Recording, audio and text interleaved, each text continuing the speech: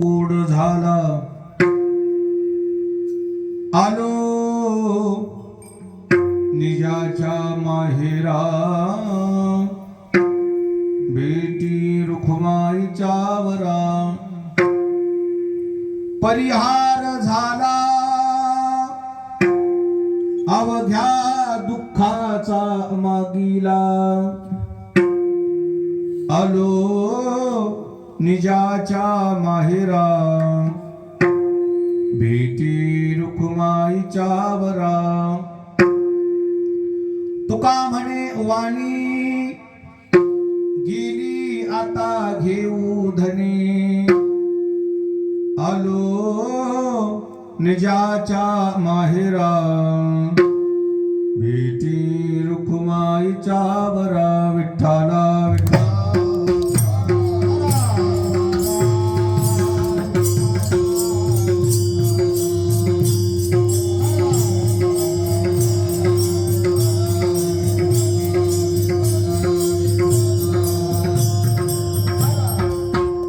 महायोग पीठे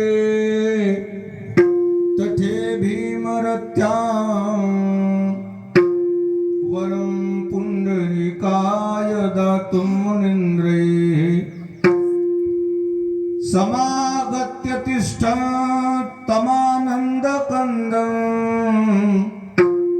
परब्रह्मलिंगं भजे पांडुरंगं. ग्रामदैवत मारुतीराय यांच्या समोर महान संत सद्गुरू मोतीराम महाराजांची समाधी,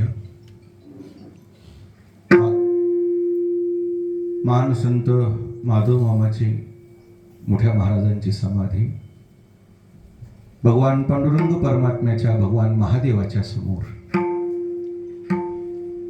आज हा जो सेवेचा योग आहे, वैकुंठवासी वत्सलाबाई दत्तरावजी बदने यांच्या गोड जेवणाच्या निमित्ताने प्राध्यापक डॉक्टर रामकृष्ण बदने सर, प्राध्यापक योगीराज बदने सर आणि भागवतरावजी बदने त्यांच्या भगिनी कमलबाई गुट्टे या 4 सुपुत्रांच्या विनंतीला मान देऊन उपस्थित सर्व आदरणीय महाराज मंडळी, भजनी मंडळी, गुणीजन मंडळी, श्रोते मंडळी, माता भगिनी, नवयुवक, आप्त इष्ट स्वकीय सुहृदी पाहुणे मंडळी, ग्रामस्थ मंडळी, आपणा सर्व ज्ञानवंतांच्या समोर सर्वांच्या पाठांतरातला जगद्गुरु तुकोबारायांचा अभंग सेवेकरता घेतलेला आहे. सद्गुरू मोतीराम महाराजांच्या मोठ्या महाराजांच्या माधव मामाच्या आशीर्वादाने सर्वजण मिळून सेवा करू. विठ्ठला विठ्ठला.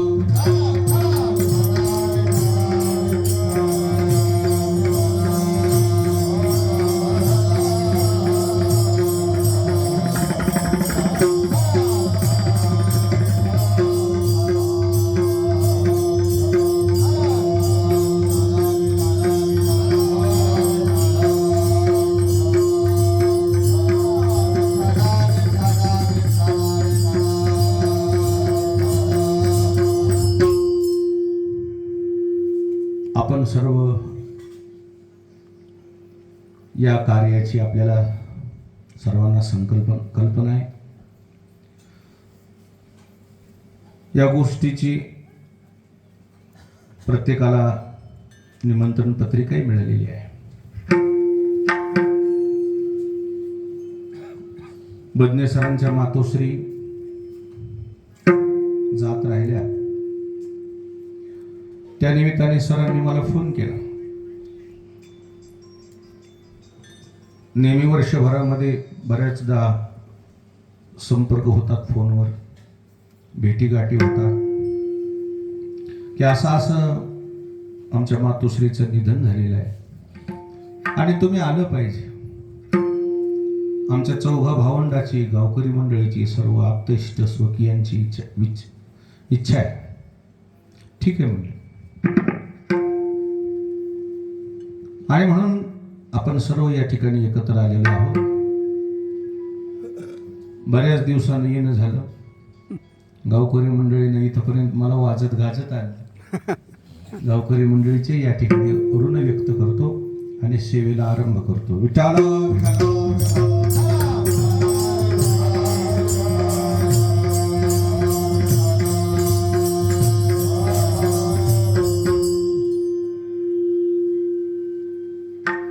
देवकरा गावकरी मंडळीलाही माहीत आहे, संपूर्ण महाराष्ट्राला, महाराष्ट्रभर संपूर्ण मंडळीला माहीत आहे. आई या शब्दावर मातृत्व समाजासमोर आयुष्यभर भारतभर मांडण्याचं कामच बदनेसर करतात.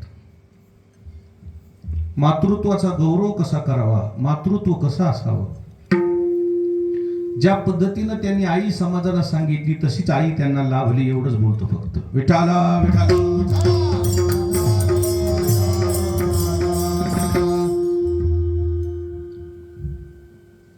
आणि म्हणून या ठिकाणी आई या शब्दावर त्यांच्या इतकी मार्मिकता अजून काही माझ्यासमोर कोणाला मांडलेली माझ्यासमोर कोणी मांडलेली मी काही पाहिली नाही. सखोल या विषयाचं, या पात्राचा अध्ययन केलेलं आहे. त्यांनी आई या विषयावर ज्या ज्या वेळी व्याख्यानं दिले, ज्याला हृदय आहे त्याच्या हृदयाला पाना फुटल्याशिवाय राहिलं नाही, त्याचं हृदय भरून आल्याशिवाय राहिलं नाही, गहिवरून आल्याशिवाय राहिलं नाही. फार विशेष असे त्यांनी तिथं युट्यूबला चॅनलच्या माध्यमातून त्यांनी, आणि आता 1-2-3 वर्षापासून देशातले काही जे प्रमुख साधू संत आहेत, जे संत ज्यांनी परंपरा ज्यांना लाभलेली आहे, अशा साधू संतांविषयी विशेष सखोल असं ते चिंतन मांडतात. या संपूर्ण त्यांच्या कार्याला माझ्या भरभरून शुभेच्छा आहेत. विठाला विठाला.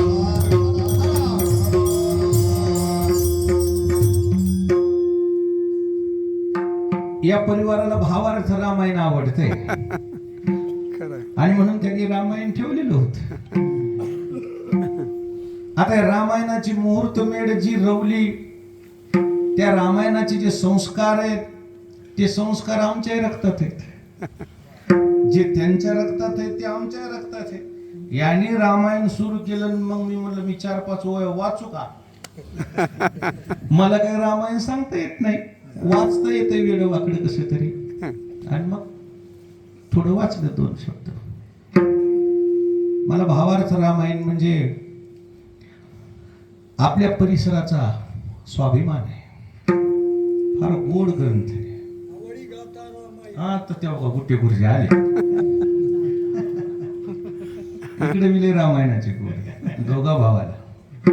आवडी गाता रामायण, श्रीराम सुखावे आपण,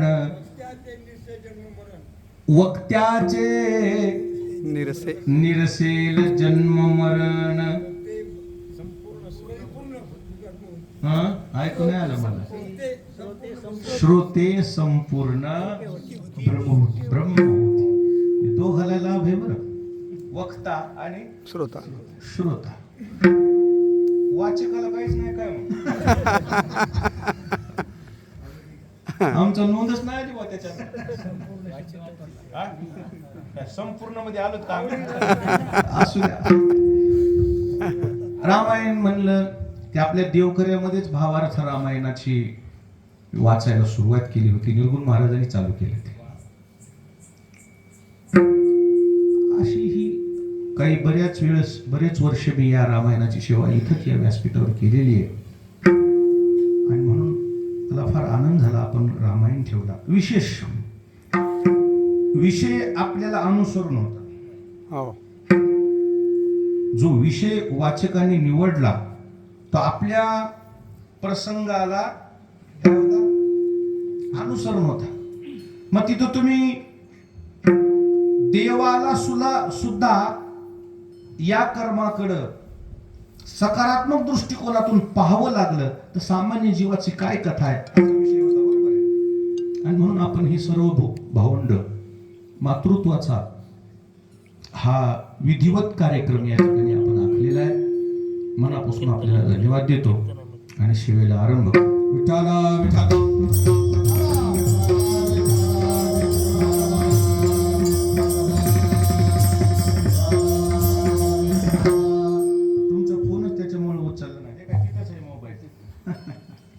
फोन कसा उचलावा रामायण वाचताना. असो, आज सेवेकरता घेतलेल्या अभंगामध्ये जगद्गुरु तुकोबारायांनी शेवट या शब्दाची व्याख्या केलेली आहे. मृत्यू लोकामध्ये मृत्यू हा शेवट असा वाचू नका म्हणा विना, आपण विषय असा मनात ठरवलेला आहे. या मृत्यू लोकाचा शेवट म्हणजे काय? काय मृत्यू? या प्रवासाचा शेवट काय आहे? हे आपली व्याख्या झाली. हे नरदेहाच्या प्रवासाचा अंतिम टप्पा आहे. या मानवी देहाचा प्रवास, याचा अंतिम टप्पा मृत्यू, याला आपण शेवट म्हणून त्याला तशी उपमा अलंकारानं विशेषण दिलेलं आहे. संप्रदाय त्याला शेवट म्हणत नाही. संप्रदायाचा शेवट वेगळा आहे. संप्रदायाचा शेवट म्हणजे मरण न हो, संप्रदायाचा शेवट म्हणजे साक्षात्कार. विठाला विठाला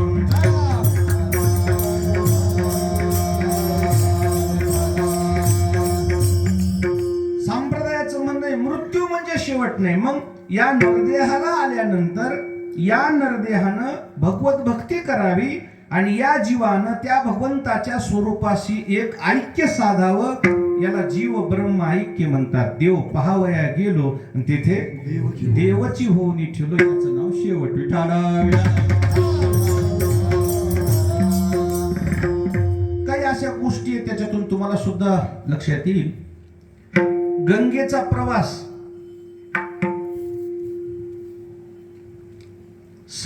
समुद्राच्या दिशेने. गंगेचा प्रवास कोणाच्या दिशेने? गंगेचा प्रवास कुठं पूर्ण होतो? समुद्राला. समुद्रालाच का जाती ती? तिला कुणीकडे जावा ना, इकडे डोंगरा पिंगरात पाण्याची टंचाई, इकडे जावा ना. समुद्रालाच का जाती गंगा? त्याचं कारण गंगेचा उगमच समुद्रापासून आहे. वैज्ञानिक दृष्टिकोनातून जर पाहिलं, उन्हाळ्यामध्ये समुद्राच्या पाण्याचं बाष्पीभवन होते, ते वाफेच्या रूपात अवकाशामध्ये त्याचे मेघ तयार होतात आणि तेच मेघ पुन्हा वसंत ऋतूचं आगमन झालं, मोसमी वारे, ते तुमच्या भाषेत म्हणतात ना, ते मोसमी वारे त्या ढगाला काय करतात? खेचून आणतात आणि मग धो धो धो धो धो धो धो धो पाऊस पडतो आणि तेच पाणी पुन्हा खेड्यापाड्यात पडलेलं नदीच्या माध्यमातून कुठे जाते? समुद्रात, गंगेला. आणि मग ती गंगा पुन्हा कुठे जाते? समुद्रात. मग आली कुठून? अवघ्या झाल्यावर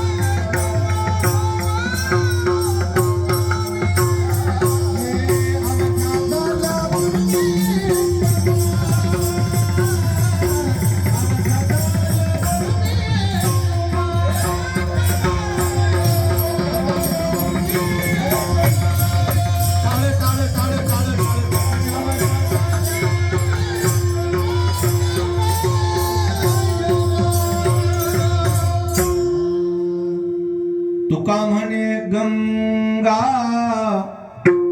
सागर संगमी, अवघ्या झाल्या उर्मी एकमय. गंगेचा प्रवास सागराला, समुद्राला गेलं की पूर्ण होतो. का ती तिथूनच आली ना. जिथून आली तिथं जाणं म्हणजे प्रवासाचं अंतिम ध्येय प्राप्त होणं. विठाला विठाला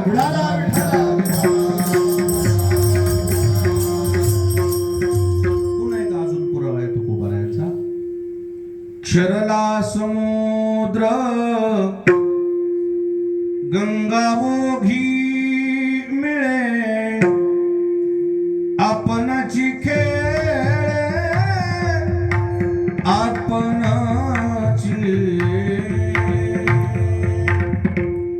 विज्ञान जसं बाष्पीभवन नाव देते ना, त्याच बाष्पीभवनाचं नाव काय? क्षरला समुद्र. त्यालाच बाष्पीभवन म्हणतात. म्हणजे त्याचं रूपांतर हवेच्या माध्यमातून, वाफेच्या माध्यमातून कुठं जातो तो समुद्र? त्याचे मेघ ढग तयार होतात आणि ते ढग दाटून आले, धो धो धो धो पाऊस पडतो. मग तेच पाणी पुन्हा नदीला, नदी पुन्हा गंगेला आणि मग गंगा समुद्र. गंगेचा अंतिम टप्पा समुद्र आहे. समुद्रालाच का जाते? त्याचं मुख्य प्रयोजन हे आहे, ती जिथून आली तिथं जाते. जिथून आलं तिथं जाणं म्हणजे ध्येय प्राप्त होणं. विठाला विठाला.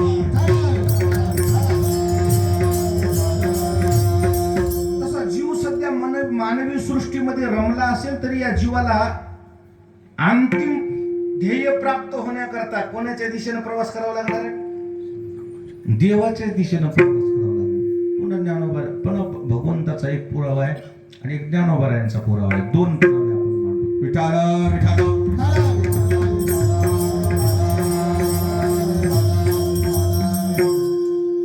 सर्वांनाच पाठ आहे हा श्लोक. ममयांसो जीवलोके जीवभूत सनातनः मनःषष्ठानि इंद्रियाणि प्रकृतिस्थानि परिषते.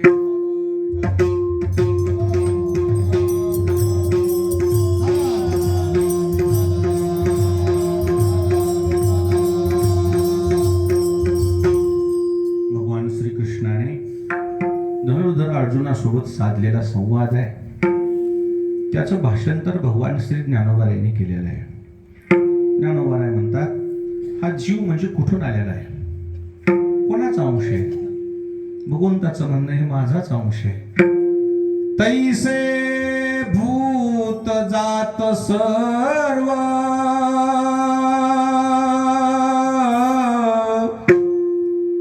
तीर माझेची अवयव माया योगे जीव जसे आले. भगवान श्री ज्ञानोबारायांचं म्हणणं आलंय, ही जी जीवसृष्टी दिसते ना, पांडुरंगाचं म्हणणं, भगवान श्रीकृष्णाचं म्हणणं, हे दुसरी तिसरी कोणी नाही, माझे अंश आहे. मग हे मला का नाही जाणत?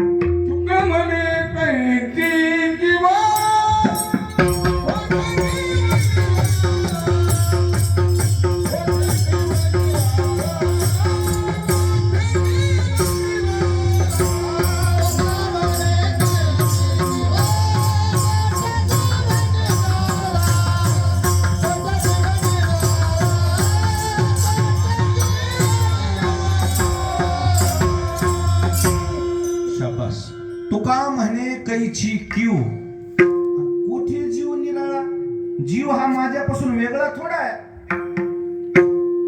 ही माझी निर्मिती आहे. ही जी सृष्टी आहे ही कोणी निर्माण केलेली आहे?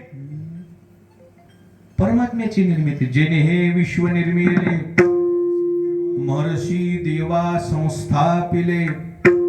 एकविस स्वर्गा ते धरिले सत्ता मात्रे आपुलिया. ईश्वराने निर्माण केलेला हा सगळा पसारा आहे. पहिल्यापासूनच हे सगळं जगत आहे. थोडंच या जगताचा अजून थोडस सखोल पाठीमागं जाऊन विचार करा ना. पहिले कोठेच नव्हते काही, चंद्र सूर्य तारा नाही, अवघे शून्यच होते पाही. कानोबा तेरे तेरे ते. अजून थोडस भारुड आहे. तिथे एक ढालगज निर्माण झाली आणि तिने एवढी ख्याती केली. ती ढालगज कोण आहे? ती ढालगज म्हणजे माया. माया कोणाची निर्मिती? दैवी हिशा गुणमयी मम माया दुरतया. पुन्हा भगवंताने सांगितले ही जी माया दिसते ना माझी आहे, म्हणून तर या मायेचे 2 रूप आहेत. ही माये आहे आणि ही पत्नी आहे. याच्याकरता ज्ञानोबरायचं एक अभंग आहे. पती जन्मला माझे उदरी, मी झाली तयाचे नवरी. शब्द कसा आहे? पती कोणाच्या उदरी जन्माला आलेला आहे? ती माया म्हणते सृष्टीमध्ये परमात्मा निर्गुण असताना सगुण होण्याकरता माझा आश्रय या मायेला या परमात्म्याला घ्यावा लागला. निर्गुण परमात्म्याला सगुण होण्याकरता मायेचा आश्रय घ्यावा लागला. जिच्या आश्रयानं आपण जगात येतो तिला आपण काय म्हणतो? माय. आणि पुन्हा ती माया म्हणते मग जरी माझ्या आश्रयानं हा परमात्मा सगुण झाला असेल पण मी त्या परमात्म्याच्या पुढे गेली नाही. त्या परमात्म्याची मी अवज्ञा केली, आज्ञा उल्लंघन केली. आज्ञा कोण उल्लंघन करीत नाही? बायको म्हणा की माणसं म्हणतात ना बायको शब्दाच्या पुढे नाही. आपल्या माणसं म्हणतात का नाही? म्हणजे तीच माया आहे. विठाला विठाला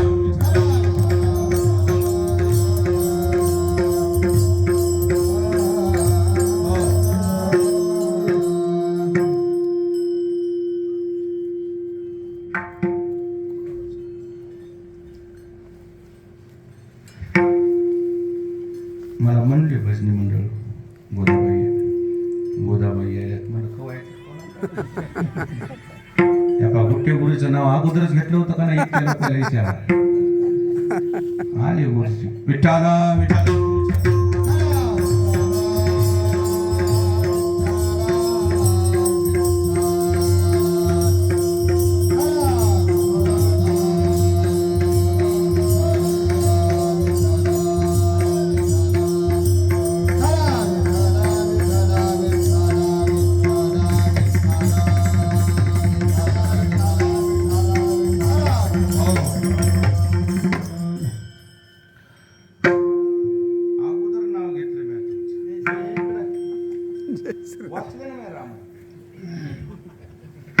आपल्या परिसरामध्ये ह्या 2-3 जिल्ह्यामध्ये भावार्थ रामायणाचा प्रचार प्रसार यथार्थपणे जीवन समर्पित करून जर कोणी केला असेल तो गुट्टे गुरुजींनी केलेला आहे.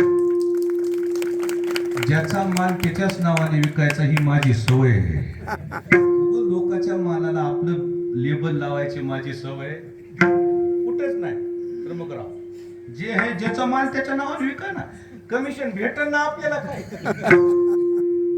ज्यांनी जे काम केलंय त्या माणसाचा तिथं योग्य सन्मान, तिथं विचार होणं गरजेचं आहे. त्याच्या कामाची पावती असते ती. विठाला विठाला